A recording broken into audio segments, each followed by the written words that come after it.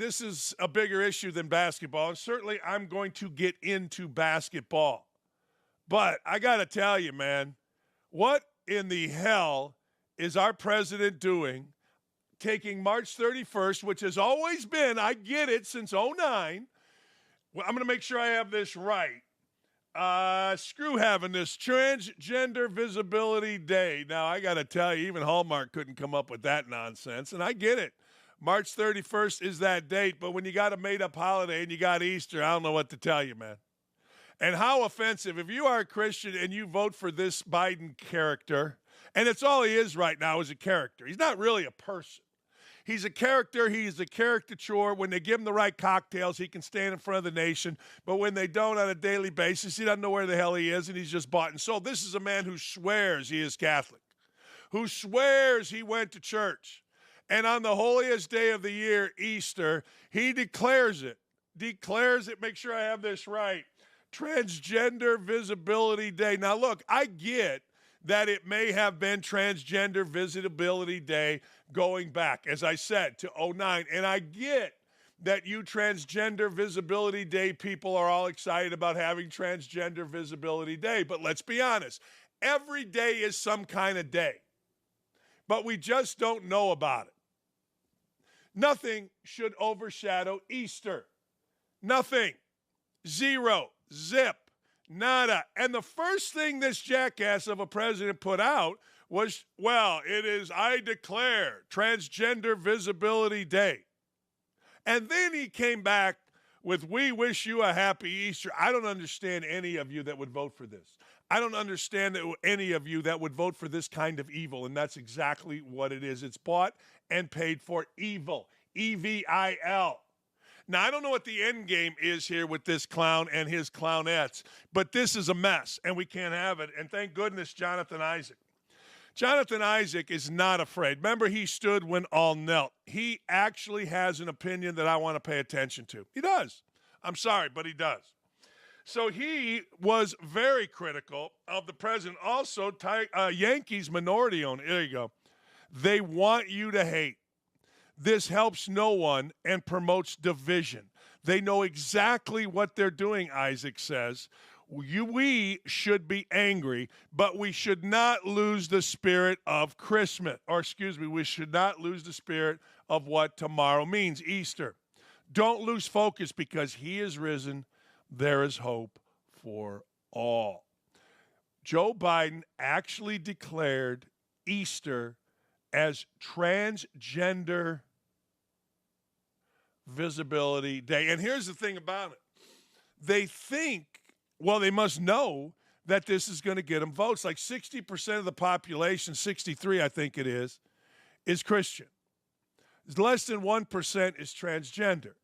But somehow, some way, they think that the world is dumb enough that they're going to gather votes off this. Because make no mistake, this isn't who Joe Biden is. This isn't who Joe Biden was. Even as whacked out as he was, as lying as he was, as ridiculous as he currently is, this isn't who he is. But this is what he's become. And apparently this is what he wants to be. Because he wants power. He wants votes. And there's this, I don't know what the end game is, but it's a dirty little deal. Isaac goes on to say, in the name of fairness, Biden did recognize a day last year when it didn't fall on Easter. It's important, and to me, releases the administration of the allegation of intentionality. Instead of deleting the tweet like it never happened, this is my good faith retraction. The message is the same. Keep focused on the Resurrection Sunday on what the Resurrection Sunday is all about. Christ defeated sin and death for all people who would believe. Yeah, you're right. You're right, Jonathan. He did. But we have National Hot Dog Day. We have National Sunday Day. We have National Go Out and Have Sex with a Hooker Day. We have all kind of days. We do. I mean, there's probably a day today. Look it up. I'm sure Hallmark has gotten us into a day today. Well, they do because it's April Fool's Day, right? All right, there you go. Every day's a day. Every day. But you don't overshadow Christmas. You don't overshadow Easter. You just simply don't. You don't overshadow the 4th of July. You don't overshadow Memorial Day. You don't overshadow Labor Day. You don't overshadow New Year's Eve. You don't overshadow Thanksgiving, Martin Luther King Day, whatever. You don't. I'm sorry, but you don't. And if you do, you're doing it with an intentionality that is evil. And I ain't down for it. I'm not. So while Jonathan Isaac shows himself to be a better human being than me by saying, yeah, the dude did do this last year, I say, I don't care. Because look up your calendar. There is somewhere, somehow, I've seen it, where it says what every day is. Like there in Indianapolis, at least, is like 5 National Donut Days. Hell, there's a national get a free taco at Taco Bell day for a stolen base in the World Series. So I don't want to hear that, yeah, this has been a day. Sure, it's been a day, but it doesn't overshadow the holiest of days to Christians. And you're doing it intentionally. I'm sorry you are. And I don't get it. Like, what are you going to do today? Or what are you going to do tomorrow? What's Tuesday? Oh, is this Pride year? I mean, what are we at? It's ridiculous. It's asinine. And I applaud the guy. I do. I applaud Patrick Bet David, the minority owner, one of the minority owners of the Yankees, for standing up. I do. A spit in the face to all Christians in America. God above politics, he said. Let's hear from him. Do we have the audio on this? This is why, as of last year, I stopped praying for tolerance because of the things that's taking place by Christians. Being way too tolerant with the behavior that's taking place from the White House. Leadership at the top announcing that on Easter Sunday, tomorrow, for many of you that will be going to church to celebrate. You know what you're celebrating? Resurrection. The White House chose to celebrate transgenders. The 0.1% of America, transgenders, who in many cases are going through challenges both mentally and emotionally, but we're wanting to celebrate the 0.1%, not the Christian nation, not the Christian leaders who have done incredible things for this country, and the level of disgrace that this brings to us as a country, to the rest of the world, that our president wrote this and announced this yesterday for Sunday is a spit in the face to many Christians around the nation, and you shouldn't be okay with this, and you ought to stand up for yourself and realize that this is not acceptable. It's time for Christians to stop being so tolerant with this type of behavior. By the way, this isn't a left, right, center thing. This is if you're a Christian and your life, God, comes before your political party, you ought to stand up. If your political party comes before your faith, don't do anything about it. You decide what you value more, how you vote or how you pray. If we get those orders right, the future looks bright. But if we stop fearing God and no longer wanting the favor of God, the future doesn't look as bright as we think it does. He's right. Look, he's absolutely right. I mean, again, it doesn't. You can do two things at once. You can have National Transgender Day. You can. But it doesn't have to be thrown in the face of 60% of the country. And I'm not even interested in the 60% of the country. I'm just saying it doesn't have to be thrown in the face of God. That's not to say transgender people are good, bad, angry, or sad. It doesn't have anything to do with it. I mean, you can do two things at once. You can do two things at once very easily. I guarantee you we do. I guarantee you damn near every day, as I said, there is some kind of holiday that you've never heard of. But for some reason, somehow, some way, this president decided that this was that important, that he wanted to throw it back in the face of every Christian out there. That's amazing. Hey, look, I get it. Transgender people have issues. So do I. So do you. We all do. There's nobody that doesn't, at least nobody that I know. And I always say, I don't care how perfect you think a family is. Wait till that front door closes. You don't know what the hell's going on inside that house. Nobody does. So I get it, and they've got issues. Great. I thought they were happy. I mean, I don't know who's happy, who's not, who's really, I don't know. But I know this. Easter Sunday is the holiest, most sacred day of the year to Christians, if you're paying attention. And I do. And it's just sad that there is no respect whatsoever from our president, from our executive branch of the government, for people that feel the same as I. Did you ever notice, switching gears, did you ever notice that people that write hit pieces are angry white dudes or white women? Did you ever notice that?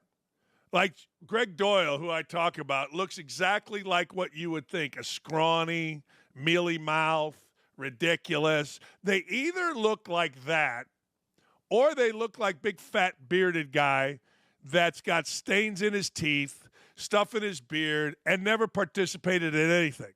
Both are unathletic. Both are ridiculous. Both are jackasses, and they write hit pieces. You never really see a good-looking dude or a good-looking woman that write a hit piece. You just never do. It's always these scrawny white dudes, unathletic white dudes. Occasionally, you'll get an angry middle-aged woman like Nancy Amore who writes a hit piece because she's mad at men. But the bottom line is, what would a guy do? So a guy's sitting there, and he sees Kim Mulkey. And Kim Mulkey is having all this success. And she's tough. And she's after it. And this guy is going to sit there and go, interesting. I want to find out about her. I want to find out what the hell she's about. So some fat bearded guy named Kent Babb is sitting in his basement with his buddies. He goes, I'll show her. She's successful. I'm fat and useless. It's like Greg Doyle and me. Dakich is successful. I'm scrawny, skinny, adulterous, and I don't really like myself. So I'm going to write a hit piece. It's always, always scrawny ass or fat ass bearded white dudes. It is. The latest is Kim Mulkey. I got to tell you, I love the fact that Kim Mulkey talked about it. I love the fact that Kim Mulkey came out and said, hey, man, this is crap. And I also love the fact that media twerps are so protective of their own. I love the arrogance of the media. We have a real clown here in Indianapolis. His name is Stephen Holder. So Stephen Holder is the only African-American dude ever on ESPN covering a NFL team, the Colts, that can't get on any one of those shows because he's so bad at what he does.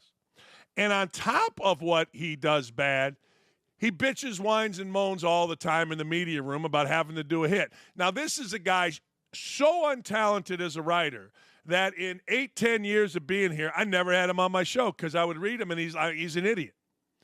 But the arrogance of people, the writers, against Kim Mulkey, listen to this idiot. The Kim Mulkey piece provides a couple of lessons for those who scream fake news or otherwise try to disparage the media. The story is usually going to come out, whether you engage or not.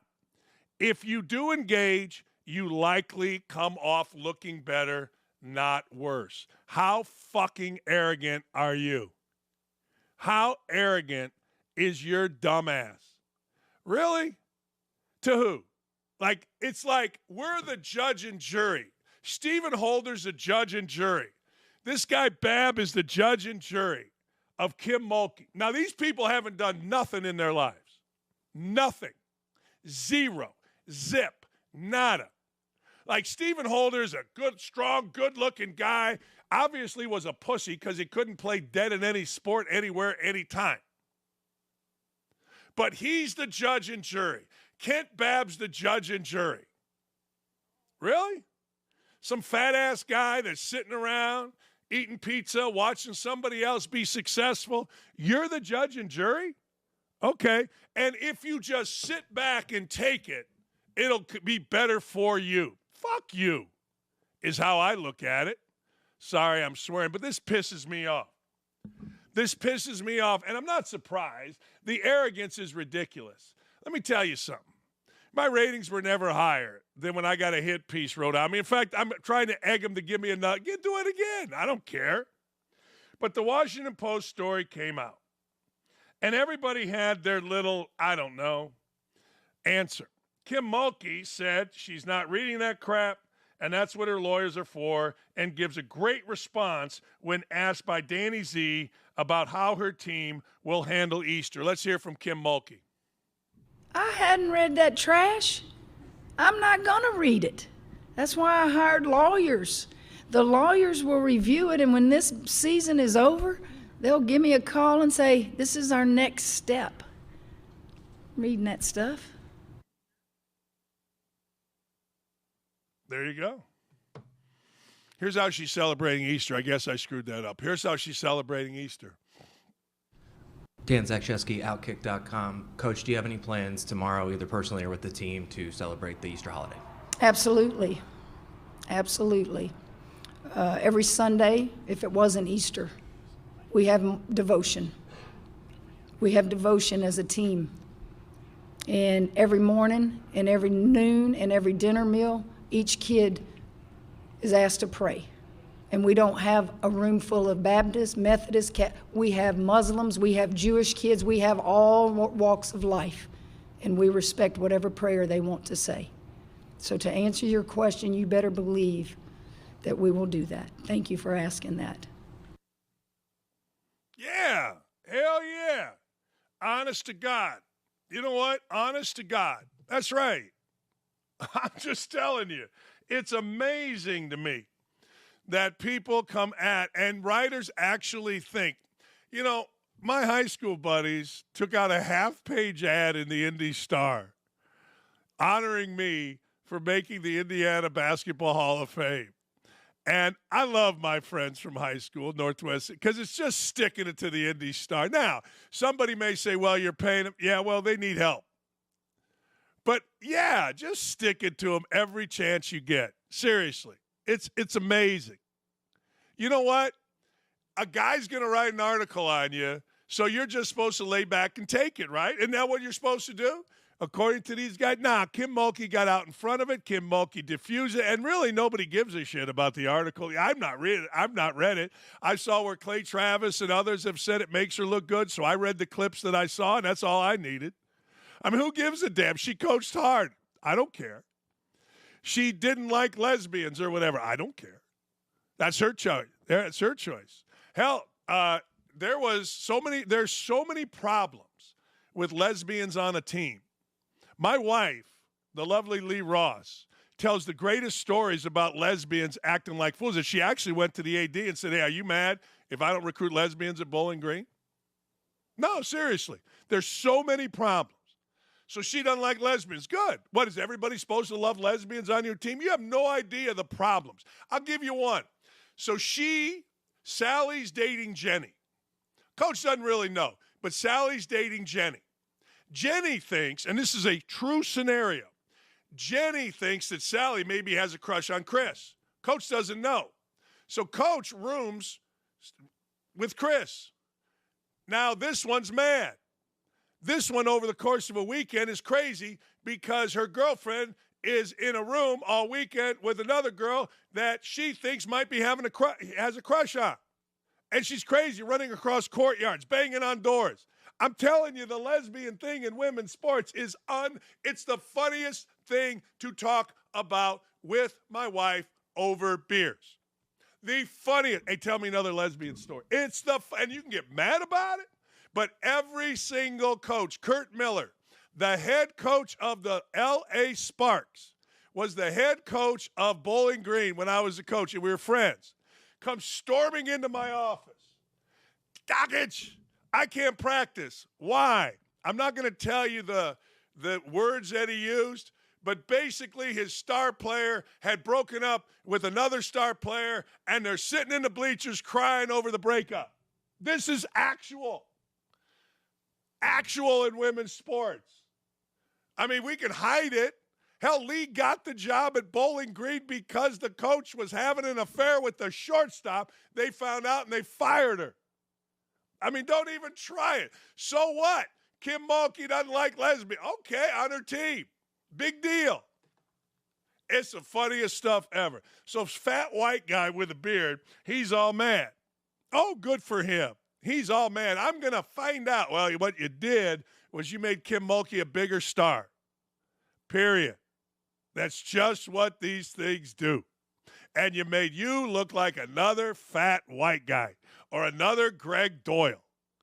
Scrawny, mealy mouth, adulterous. It's just the way the world is. But having said that, there's always stupid. We're always on the hunt for stupid. And stupid comes in the way of Hailey Van Lith. Hailey Van Lith is a little pain in the ass who took her clothes off after she had a good game or two at Louisville and tried to make some money doing the whole those twins thing. So she lost. Louisville treated her great. She and her angry daddy transferred to LSU. And now Hailey's going to chime in on this because the hate for LSU is, well, it has to be racist, really.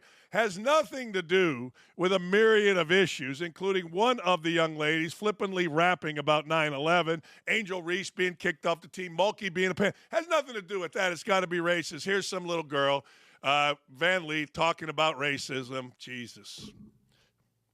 I think there's a lot of situations that play into it. But I think, we do have a lot of black women on this team. We do have a lot of people that are from different areas. And unfortunately, that bias does exist still today. And a lot of the people that are making those comments are being racist towards my teammates. And, I'm in a unique situation where I see it with myself, I'll talk trash and I'll get a different reaction than if Angel talks trash. And so it's really up to me to, it's not up to me, but I have a duty to my teammates to have their back. And obviously, some of the words that were used in that article were very sad and upsetting. And, I actually didn't want us to read that article before the game because hearing stuff like that, it's not right. And it's not that type of description of us isn't always motivating. I think, calling us basically the dirty debutantes, like that has nothing to do with sports, and that's not motivating. And so I think I wish we hadn't have read that, because I think that can crush your soul a little bit, that someone would ever say that about us that doesn't know us. But again, obviously, in my opinion, I know for a fact that people see us differently because we do have a lot of black women on our team who have an attitude and like to talk trash, and people feel a way about it. But at the end of the day, I'm rocking with them because they don't let that change who they are, and they stay true to themselves, and so I'll have their back. Oh, good for you. I mean, college people should not be able to speak more than 3 words. It has nothing to do with racism. There's a lot of issues with a lot of teams, white, black, green, or purple, and it has nothing to do with sports, and everybody wants to make sports into race. I mean, LSU, if you don't like LSU, they've given you a lot of reasons not to like them. I mean, Angel Reese, I don't care whether she talks trash or she's white or she's black. When you're a star and you do all this and you taunt somebody on the court of a national, after you've just won a national championship, you go up to them. I've never seen that before. That gives you reason. Angel Reese getting kicked off the team. Mommy's fighting in social media. The way Kim Mulkey dressed. I mean, there's any reason you want to dislike LSU. There is. There's any reason you'd like. But it has nothing to do with race. It always has to do with race, with little girls like this Hailey Van Lith, little college kids, boys and girls. Oh, my God, it's got to be race. Oh, shut up. You've given them a lot of reasons. Me personally, I love LSU. Me personally, I've had enough of Caitlin Clark. And that article, I didn't read the whole thing, but what I read in it gives me the impetus to say, you go, Kim Mulkey. You go. But LSU's given people plenty of reasons not to like LSU women's basketball. So just shut up with the race stuff. I get it. Everybody, I'm going to have their back. What does that mean? What does it mean? I'm going to have your back, so I'm going to say it's race. Okay. Oh, man, Hailey, you really had my back. What does that mean? I don't understand. See, I take words literal. I do. And that ain't good. Next. All right, I got to tell you something. I put a video out just now, and I've never felt this way before in my life, but I am jealous of Purdue. I am jealous of Purdue basketball. Purdue is in the NCAA Final Four. Tennessee didn't have a second scorer. I mean, once Dalton Connect started missing, they didn't even have a first scorer. What happened to that left-handed kid that was drilling threes? Never saw him again. And the Ziegler kid, you can talk about his mom all you want, but he stunk. All right, having said that, that's not the point, though. The point is, I, as an Indiana guy, you see over my shoulder Indiana. I was at Indiana 17 years. I was a player for 4. I was a captain for 2 of those 4, the only 2-time captain for Bob Knight other than Quinn Buckner, who led Indiana to 2 national championships. It's the only thing I'm really proud of during my time at Indiana. The only thing I ever wanted to be was captain of whatever team I was on. Okay. Then I worked as a graduate assistant and caught absolute hell. Then I worked as what is called a volunteer assistant. I had to teach classes over in the hyper to make any money. Then I was what was called a restricted earnings or a part-time assistant, which wasn't part-time. It just meant you got paid part-time. Then I became a full-time assistant. Then I became the director of operations under Calvin Sampson. Then I became the interim head coach. There isn't a job at Indiana basketball outside of manager or trainer or weight coach, I guess, that I have not had. I am Mr. Indiana basketball. Nobody loves it more than me. Nobody understands the history more than me. And it crushed me yesterday to realize I'm jealous of Purdue. I'm happy for Purdue. I text Matt Painter. I love that Purdue helps me out whenever I want to go to the Indiana-Purdue basketball game at Mackey Arena. Chris Foreman, their outstanding SID, gets my wife and I media passes. They had to tell me this year, look, don't drink beers on Media Road. And I was cool with that because I took a buddy of mine who was a Purdue legend at Purdue, and we were having beers on Press Row. Didn't go over well. Cool, no problem. But I got to tell you, I watched the reaction of Robbie Hummel, Carson Edwards, Vince Edwards. I watched the reaction of Ryan Klein and all the former Purdue guys. And I saw such pride. I saw such pride in their coach. I saw such pride in their school. They legitimately have a brotherhood. Duke can talk about the brotherhood. Indiana, we can say we're bringing it back. But at Indiana, our head coach did not know, listen to this, did not know that Dane Fife, who was hired as his assistant, did not know that Dane Fife played at Indiana and played in the national championship game in 2002. Our head coach at Indiana doesn't know any former player. I got a text yesterday from, well, I'm going to say this, a Hall of Fame coach that said Indiana is now the worst in terms of paying players, and their assistants are the worst. I'm not surprised. That's what we have at Indiana. I watch Purdue. Purdue has a family. Robbie Hummel's broadcasting with Kevin Kugler on the radio, and he's crying at the end of the game. Robbie Hummel needed a place to stay. He was kind of working out in Lafayette. Painter put him in his basement. I mean, I got to tell you, the legend, they call him Uncle Paint. Painter goes over out of his way to make sure that everybody feels comfortable, and it's legit. Everybody feels welcome, and it's legit. They have a boiler game, alumni against alumni. Fans are allowed, and it's awesome. I put this to Indiana in 2008. When I was interim head coach, I knew they weren't going to hire me, but they had me come in and interview, and I'm like, all right, I'll tell you what you need to do. About a 20, 25-point plan on Indiana basketball and what it needed to do. And the number one thing is make people feel comfortable that played there. Knight never really did, although he kind of sort of could when he wanted to. Mike Davis was overmatched. Tom Crean kind of sort of tried, but his personality was whacked out. Archie Miller had no shot, and this guy doesn't even know where he shit last. And I'm jealous of Purdue. I went to the Purdue-Indiana game. My wife and I walked out, and my wife said, man, these people are just great people.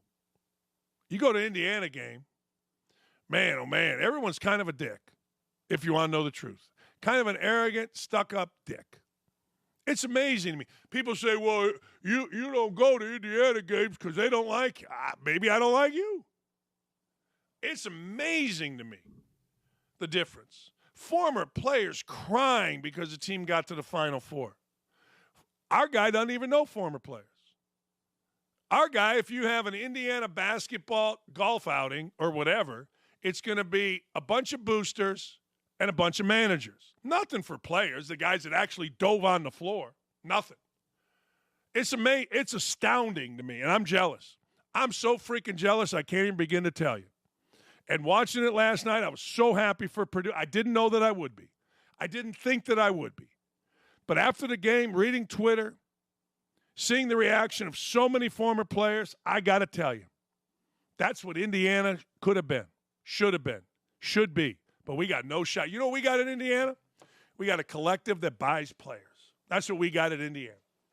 A bunch of douchebags with cigars out east or out west that smoke cigars and buy players. That's what we got. That's it. Purdue's got a family, a brotherhood. Purdue's got a togetherness, and I love it. I love watching it. Makes me wish I'd have gone to Purdue. Does. Hey, Big Burns! I love Big Burns. P.J. Burns is all the rage. He kicked the living hell out of Duke and let him know. Yeah, he did. He kicked the crap out of the Dukies, Filipowski, who were just still shocked that he was able to overcome the court storming at Wake Forest. But he did. Duke sucks.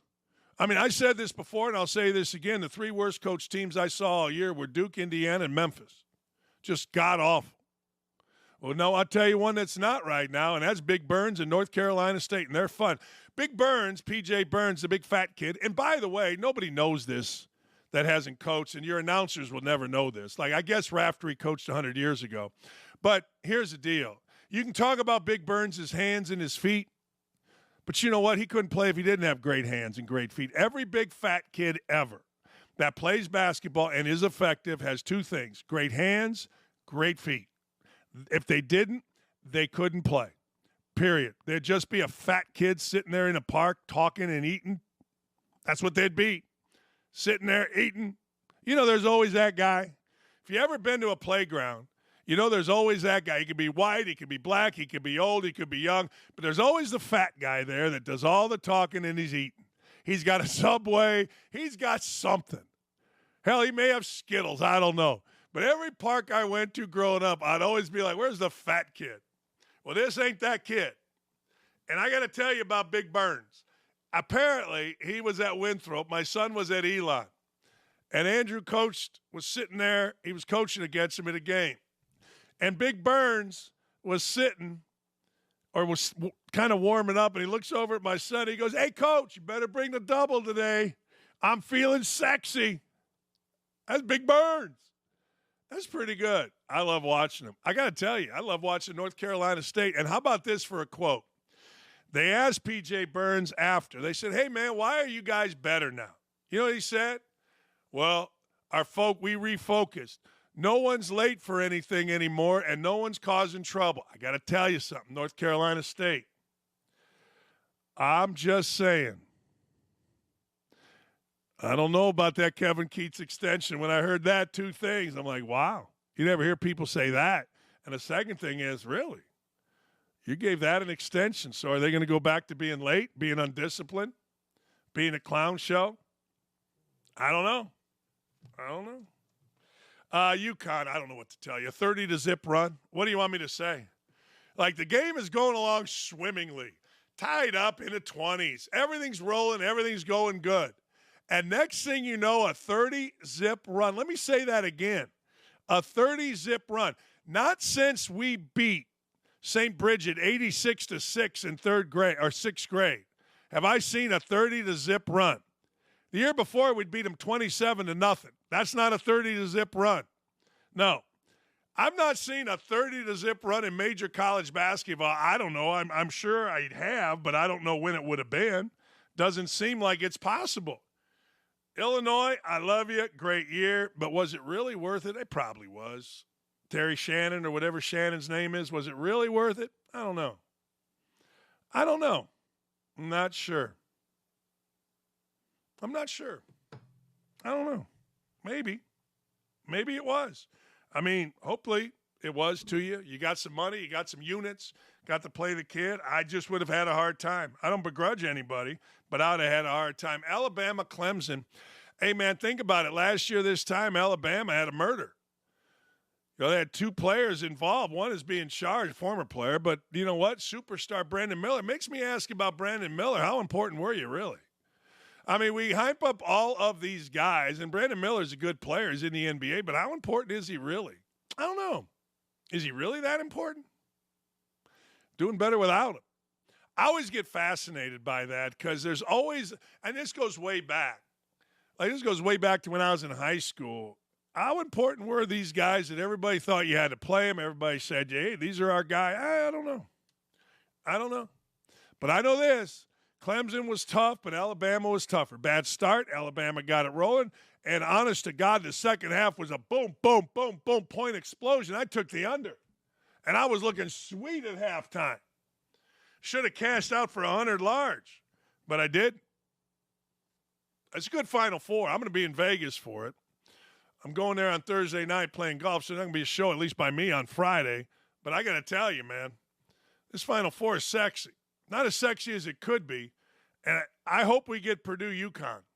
I do. Purdue UConn would be spectacular. We should get Purdue UConn, but Big Burns, I'm going to he's going to get his brains beat out. Zach Edey is the most dominant big guy I have ever seen. And I put that on Twitter, and the responses were so stupid. I don't know how some of you get up in the morning. They were. All right, this is god-awful. And I guess it's a thing with NFL players and college players, I guess. And maybe it's a thing with all young people. But I don't get the whole drag racing thing. But again, I don't drive a Lamborghini that goes 190 miles an hour, so maybe I just don't understand. I remember drag racing back in the day. Mike Mikulich was a kid we went to high school with, and he was into race cars, and he always had souped-up cars, and they used to drag race out in the cornfields of Winfield, Indiana, which is south of Crown Point, I think. I never went. But everybody would talk about it, but certainly no one's drag racing on the highway, although I must say, coming back from a big win in Hobart, Indiana, I think it was Hobart, we had to go on the highway and all that, and we had a race who could get back fastest. Loser had to buy Lincoln subs. And if you ever been to Lincoln subs, I got to tell you, the iron worker was worth it. With a bag of freaking barbecue chips and a sacrificial orange soda. So we did do that. So I guess I did it, but I don't understand, man. I mean, look, Rashid Rice, police are searching for him. Here's the update. Further updates. Police say 2 drivers in a Corvette and a Lamborghini were racing when they lost control of their vehicles and crashed, causing a 6-vehicle accident. The Corvette driver, Rashid Rice. Both drivers ran from the crash without stopping. How about that? Yeah, these guys are gutsy, man. Rashid Rice. These guys are ballsy, right? Where's tough guy? As soon as we do something wrong, we better run. We can't own up. We got to run. Probably pretty smart. He didn't spend a night in a can. Now he's going to get a lawyer, and he'll probably get out of something. And somehow, some way, they'll compare this to Britt Reed. I don't know how, but they should, because apparently the Chiefs got a little car problem. And maybe that's unfair. I want to be fair here. But I got to tell you, I don't understand drag racing on the highway. I understand going fast. I don't go slow. But maybe it's because I drive a Traverse. Although that bad boy's got some hop to it. I'll tell you right now. That Traverse will get up and go. Hey, we got Kyle Smith. He's the new head coach at Stanford. He left Washington State. Got Johnny Damon. Got to talk a little baseball, too. I'll get back to the Sweet 16. I'm just telling you, Purdue, you won me over. I have no idea how this happened. I could see it coming. I told you Indiana was no different than anybody else. Indiana's the same as every other school. Indiana ain't changing. And Purdue, I'm jealous of you. Robbie Hummels crying. Vince Edwards out there on Twitter. Rayfeld Davis, hey, Zach Edey's the greatest player ever. Man, you do that at Indiana. Indiana guys are still trying to figure out whether they support Bob Knight or don't support Bob Knight, and Bob Knight's dead. Zach Edey gave a portion of his net to Gene Cady. Man, you know what we got at Indiana? We got a bunch of guys in California paying players. That's what we got at Indiana. We suck. Man, we've lost our way.